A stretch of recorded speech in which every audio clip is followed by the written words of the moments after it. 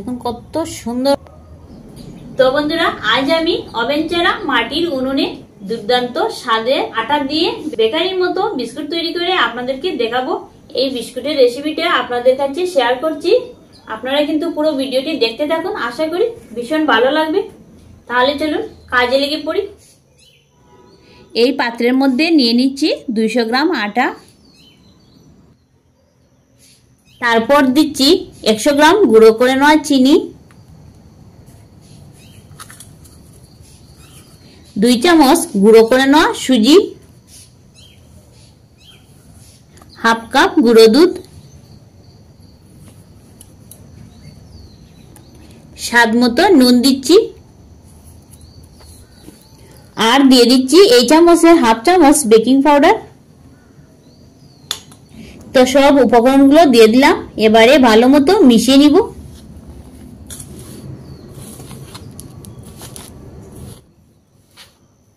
তো সবকিছু ভালো মতো মিশিয়ে নিলাম, মধ্যেখানে কিছুটা জায়গা করে নিচ্ছি।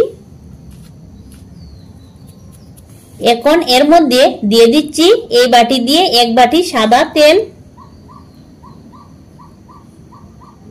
এই বিস্কুটটি বানাতে শুধুমাত্র তেল, ঘি বা ডালডা দিয়ে বানাতে হবে। তো তেলটা দেওয়ার পর হাত দিয়ে চেপে চেপে সফট একটা ডো বানিয়ে নিব। আরো 1 কাপ তেল লাগবে, তাই আমি দিয়ে দিচ্ছি।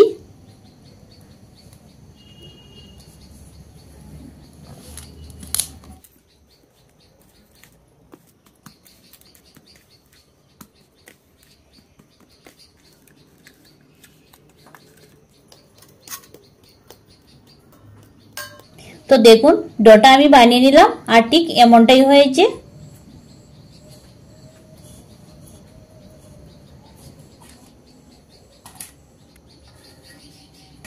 তারপর এরকম একটা স্টিলের থালা নিয়েছি বিস্কুটটি বেক দেওয়ার জন্য।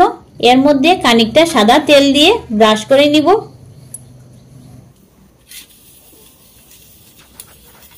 এবারে এই ডোটার মধ্য থেকে বিস্কুটের জন্য লেচি কেটে নিব।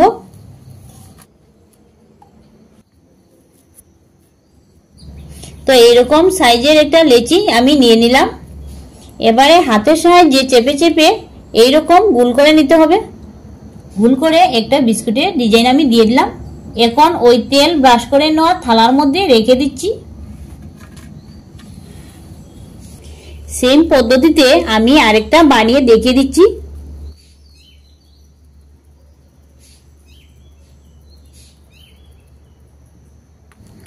কোনো ঝামেলা ছাড়াই কিন্তু খুব সহজেই তৈরি হয়ে যাচ্ছে বিস্কুটটা।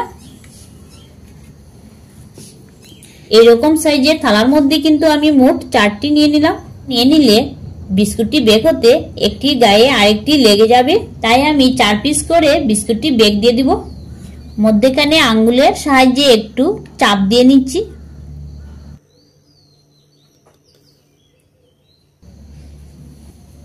এর মধ্যে একটি একটি করে বাদাম দিয়ে দিব।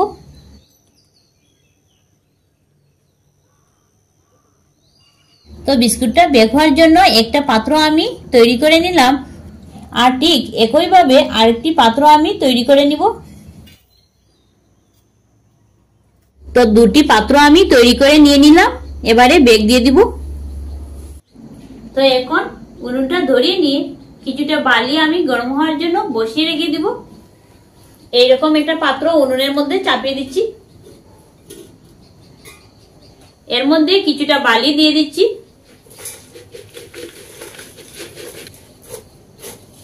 বালি দেওয়ার পর এরকম একটা স্ট্যান্ড এর উপরে বসিয়ে দিচ্ছি। 5 মিনিটের জন্য চাপা দিয়ে রেখে দিচ্ছি বালি গরম হওয়ার জন্য। তো 5 মিনিট পর চাপাটা সরিয়ে নিচ্ছি।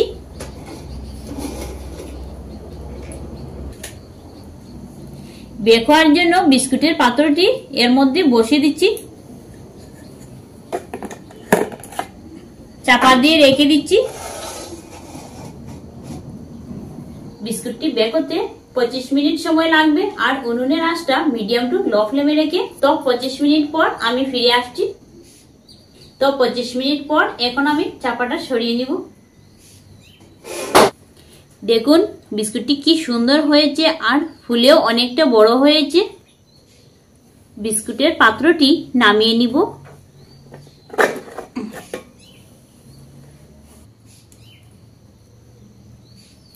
তো নামিয়ে নিলাম, আর বিস্কুটটি ঠান্ডা হওয়ার পর এই পাত্র থেকে সরিয়ে নিব, তা না হলে বিস্কুটটি ভেঙে যাবে। আর একটি বিস্কুটের পাত্র আমি বেক হওয়ার জন্য বসিয়ে দিচ্ছি।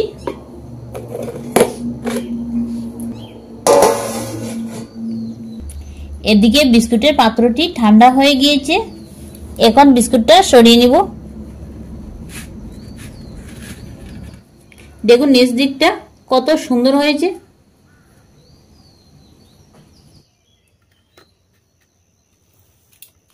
তো এইভাবে সবগুলো বিস্কুট আমি বেক দিয়ে নামিয়ে নিব, তারপর ফিরে আসছি।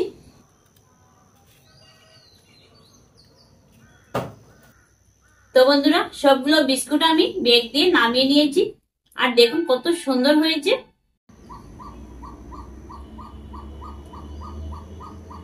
তো একটা বিস্কুট ভেঙে আপনাদেরকে দেখিয়ে দিচ্ছি।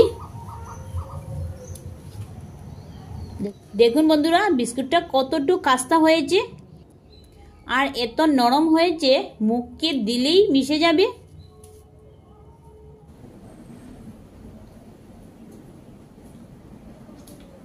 সত্যি বিস্কুটটা না অসাধারণ হয়েছে। এই বিস্কুটটি যাকে খাওয়াবেন তিনি কিন্তু বুঝতেই পারবেন না যে এটা ঘরে বানানো হয়েছে। তো বন্ধুরা, আপনারা একবার ঘরে ট্রাই করে দেখবেন, অনেকদিন সংগ্রহ করে রেখে খেতে পারবেন। আর ভিডিওটি ভালো লেগে থাকলে চ্যানেলটি সাবস্ক্রাইব করে আমাদের পাশে থাকবেন। ধন্যবাদ।